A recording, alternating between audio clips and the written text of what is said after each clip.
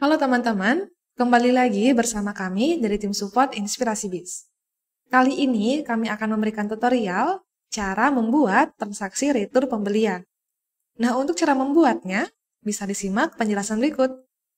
Baik, untuk retur pembelian, kalian bisa masuk ke menu pembelian, lalu pilih retur pembelian. Nah, retur pembelian ini berfungsi untuk mencatat pengembalian item atau barang kepada supplier atau vendor. Dan ada dua jenis retur yang tersedia. Kita bisa mengubahnya dengan masuk ke menu pengaturan, pengaturan umum, lalu di sini ada mode retur pembelian dan penjualan. Di mana di sini kalian bisa memilih retur dengan mode 1 atau dengan mode 2. Nah, untuk perbedaan dari kedua jenis retur ini yaitu untuk retur mode 1 akan disesuaikan dengan transaksi pembelian yang sudah terjadi pada supplier yang kita pilih nanti. Atau dengan kata lain, harus ada referensi transaksi pembelian pada item yang akan kita retur. Sehingga hanya bisa meretur item-item yang ada pada transaksi pembelian dengan supplier tersebut. Dan juga, jika ada transaksi kredit dari supplier yang kita pilih, maka retur ini akan otomatis memotong hutang kita kepada supplier tersebut. Dan untuk retur mode 2 ini, tidak harus memiliki referensi pembelian dengan supplier yang kita pilih nanti. Sehingga, kita bisa meretur item apa saja dan pada supplier mana saja. Jadi tidak seperti retur mode 1 yang hanya item yang ada dalam transaksi pembelian pada supplier itu saja yang bisa diretur. Dan nantinya harga item yang akan kita retur akan mengikuti harga pokok pada master data. Kemudian pada retur mode 2 ini juga bisa memotong hutang kita kepada supplier yang kita pilih apabila kita memiliki transaksi kredit. Namun hutang dipotong sendiri secara manual. Nah, untuk lebih detailnya, kami akan simulasikan transaksi retur pembelian dengan mode 1 dan mode 2. Untuk yang pertama, kami akan simulasikan dengan retur mode 1. Kita buka terlebih dahulu modul tambah retur pembelian dengan klik tombol tambah pada daftar retur pembelian ini. Kemudian, untuk data yang pertama, di sini ada nomor transaksi dengan nilai auto, di mana ketika kita menyimpan transaksi ini, nomor transaksi akan diisi oleh sistem secara otomatis. Jadi, kita bisa lewati saja untuk nomor transaksi ini. Lalu, di sini ada tanggal. Nah, untuk tanggal ini akan mengikuti tanggal pada komputer yang kalian gunakan. Dan untuk tanggal ini bisa disesuaikan kembali sesuai dengan kebutuhan masing-masing. Kemudian, di sini ada opsi untuk retur saldo awal, yang dimana artinya, jika tidak dicentang, maka item yang diretur ini adalah item dari transaksi pembelian. Sehingga data dari supplier dan jenis PPN ini harus sesuai dengan transaksi pembeliannya. Namun, jika kita menyentang retur saldo awal ini, maka item yang diretur adalah item dari saldo awal item. Sehingga data dari ini harus sesuai dengan dep atau gudang yang ada pada saldo awal item. Sedangkan untuk supplier dan juga jenis PPN-nya, bisa dipilih sesuai dengan kebutuhan masing-masing. Kemudian, nantinya semua item yang diinputkan pada saldo awal item akan muncul di sini. Jadi, kita bisa memilih item apa saja yang ada pada saldo awal item. Jadi, untuk opsi ini bisa disesuaikan dengan kebutuhan masing-masing. Nah, di sini kami akan meretur item yang ada pada transaksi pembelian. Sehingga pada opsi retur saldo awal ini, kita akan hilangkan centangnya. Kemudian kita harus menyesuaikan data dari supplier dan juga jenis PPN-nya sesuai dengan transaksi pembeliannya. Untuk contohnya, di sini kami akan membuka daftar pembelian terlebih dahulu dan memilih salah satu transaksi pembelian yang ada. Lalu kita edit transaksi ini untuk melihat datanya. Di sini kami akan coba untuk meretur item susu kotak ini pada transaksi pembelian yang pertama. Nah, di sini untuk item susu kotak, stoknya ada pada dep atau gudang UTM. Lalu dengan supplier PT ABC dan juga berjenis PPN include. Kemudian kita kembali ke modul tambah retur pembeliannya. Kemudian kita sesuaikan datanya berdasarkan pembelian yang sudah kita lihat datanya sebelumnya. Di mana untuk dari ini mengambil dari OTM, kemudian untuk suppliernya kita pilih PT ABC, Kemudian untuk PPN-nya, include. Nah, setelah itu, jika data-datanya sudah sesuai, kita bisa mencari itemnya pada kolom kode item ini. Di sini, kalian bisa mencari dengan kode item atau barcode, atau apabila kalian tidak mengetahui kode item, bisa memasukkan potongan dari nama itemnya. Di sini kami akan ketikkan item susu, kita bisa enter, kemudian di sini ada nama item dengan potongan susu. Lalu di sini ada item susu kotaknya, yaitu mengambil referensi dari transaksi pembelian yang pertama, di mana untuk stoknya yang bisa diretur, kalian bisa lihat pada kolom sisa bisa retur ini. Nah, di sini kita akan memilih untuk item susu kotak ini. Kemudian, kalian bisa masukkan jumlah sesuai dengan jumlah stok yang akan kalian retur. Misalkan di sini 1 pieces.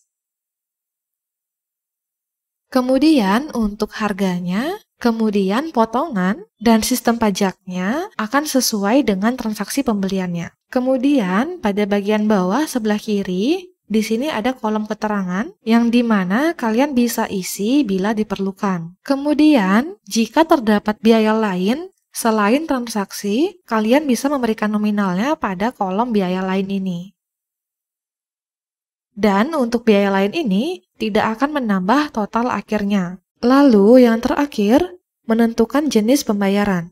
Untuk pembayaran retur mode 1 ini akan mengacu ke transaksi pembelian yang diretur. Jadi, jika transaksi pembelian dibayar dengan tunai, maka retur juga dibayar dengan tunai. Dan jika transaksi pembelian dibayar dengan kredit dan belum lunas, maka retur dibayar dengan potong hutang. Dan jika transaksi pembelian dibayar dengan kredit dan sudah lunas, maka returnya dibayar dengan tunai. Dan jika transaksi pembelian dibayar dengan deposit, maka retur bisa dibayar dengan tunai atau dengan deposit. Dan untuk simulasi ini, kami menggunakan referensi dari transaksi pembelian yang pertama. Jadi, kita lihat dulu pada data transaksi pembelian yang pertama. Nah, pada pembelian ini menggunakan pembayaran dengan kredit. Lalu, kita coba lihat pada daftar pembayaran. Nah, di sini ada satu transaksi. Kita bisa lihat dulu untuk data transaksi ini. Nah, di sini kalian bisa lihat terdapat pembayaran hutang dari transaksi yang pertama. Dan di sini untuk transaksi pembelian yang pertama sudah lunas. Jadi, pada simulasi retur pembelian ini masuk ke dalam kondisi transaksi pembelian dibayar dengan kredit dan sudah lunas. Sehingga pada retur pembelian ini menggunakan jenis pembayaran tunai. Selanjutnya, setelah kita selesai untuk mengisi data-data pada retur pembelian ini dan sudah sesuai, kita bisa menyimpan transaksi retur pembelian ini. Kita klik tombol simpan.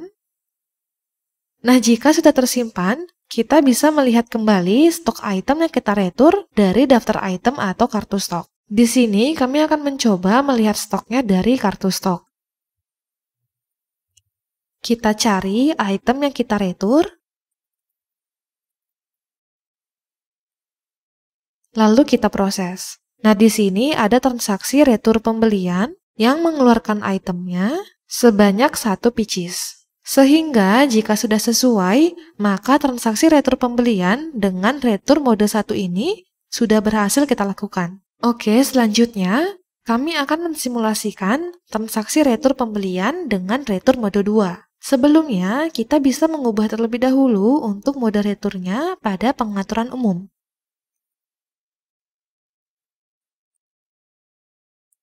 Nah, di sini untuk modenya kami sudah ubah menjadi mode 2. Kita bisa simpan dulu, lalu kita kembali pada retur pembelian. Nah, di sini kita tambahkan dulu untuk modul tambah retur pembeliannya dengan klik tombol tambah ini. Nah, lalu seperti sebelumnya, di sini ada no transaksi dengan nilai auto, di mana nilainya akan diisi oleh sistem secara otomatis, jadi kita bisa lewati untuk no transaksi ini. Kemudian di sini ada tanggal. Untuk tanggal ini akan menyesuaikan tanggal dari komputer yang teman-teman gunakan. Dan tanggal ini bisa kalian sesuaikan dengan kebutuhan masing-masing. Kemudian dari ini kalian bisa pilih pada dep atau gudang apa yang itemnya akan diretur, lalu sesuaikan supplier dan juga sistem PPN yang kalian ingin gunakan, karena ini tidak akan berpengaruh pada pencarian item. Jadi, tidak seperti retur mode 1 yang supplier dan jenis PPN-nya harus sesuai dengan transaksi pembelian untuk menampilkan itemnya. Nah, di sini kami akan menggunakan supplier yang kedua, dan untuk jenis PPN-nya akan kami gunakan include. Kemudian, jika sudah, kita bisa mencari item yang akan kita retur. Untuk mencari itemnya, kita bisa mencarinya pada kolom kode item ini, di mana kalian bisa menggunakan kode item atau barcode, atau apabila kalian tidak mengetahui kode item, bisa memasukkan potongan dari kata nama itemnya. Jadi di sini kami akan berikan potongan nama itemnya saja. Jika sudah, bisa diklik enter, maka di sini akan muncul data item sesuai pencariannya. Dan untuk retur mode 2, akan menampilkan semua data item tanpa memperhatikan supplier ataupun jenis PPN-nya, di mana tidak seperti mode retur 1. Misalkan di sini kita akan mencari potongan kata lainnya. Nah, jadi dia akan muncul seperti ini. Dan di sini juga untuk stoknya akan sesuai dengan stok terakhir, tidak seperti retur mode 1, di mana stoknya akan mengikuti referensi transaksi pembeliannya. Jadi, di sini kami akan coba untuk meretur item mie enak dengan satuan pieces ini. Kemudian, kita bisa memasukkan jumlah sesuai dengan jumlah item yang ingin kita retur.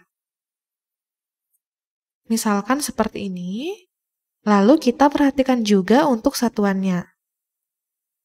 Apakah sudah sesuai atau belum? Lalu di sini untuk harganya akan mengikuti atau akan sesuai dengan harga pada master data item. Jadi bukan dari transaksi pembelian suppliernya. Dan untuk potongan per item ini juga bisa diisi jika diperlukan. Lalu untuk pajaknya juga bisa disesuaikan. Selanjutnya, di sini ada kolom keterangan. Kalian bisa memberikan keterangan pada kolom ini jika diperlukan. Kemudian, untuk pajak yang di bawah ini adalah pajak per fakturnya, di mana akan aktif ketika kalian menggunakan jenis PPN exclude. Nah, jadi dia seperti ini.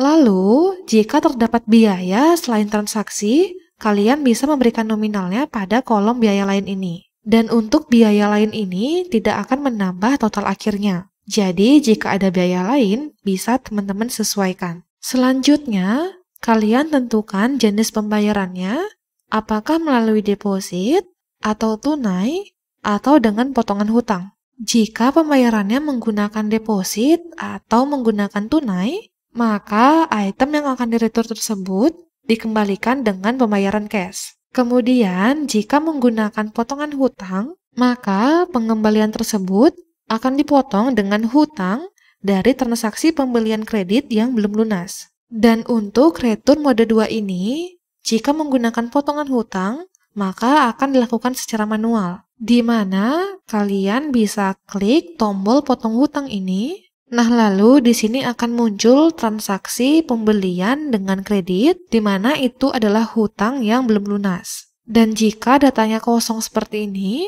maka pada supplier yang kita pilih ini tidak ada transaksi pembelian kredit atau tidak ada hutang. Maka di sini kita tidak bisa menggunakan jenis pembayaran dengan potongan hutang.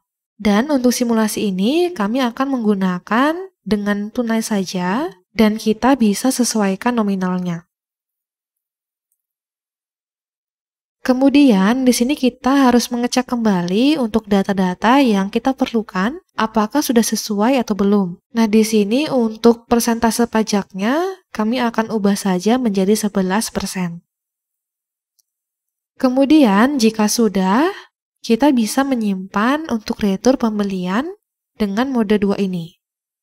Nah, jika sudah tersimpan, kita bisa melihat stok dari item yang kita retur ini pada daftar item atau kartu stok. Dan di sini kami akan melihatnya pada kartu stok. Kita cari itemnya. Lalu kita bisa klik proses. Nah, di sini sudah ada transaksi retur pembelian yang sudah kita lakukan sebelumnya, di mana stok dari item yang kita retur ini sudah berkurang sebanyak 5 pieces. Nah, jika sudah sesuai, maka transaksi retur pembelian dengan retur mode 2 ini sudah berhasil kita lakukan. Jadi, demikianlah untuk transaksi retur pembelian dengan retur mode 1 dan mode 2. Dan untuk pemilihan mode returnya, silahkan sesuaikan dengan kebutuhan yang diperlukan. Nah, jadi itu dia cara membuat transaksi retur pembelian. Jika teman-teman masih ada kendala atau ada yang ingin ditanyakan, bisa hubungi kami atau komen video ini. Jangan lupa di like dan follow Instagram kami di @inspirasibiz. Dan jangan lupa subscribe serta klik tombol lonceng untuk nyalakan notifikasi dari kami. Sampai jumpa di tutorial berikutnya.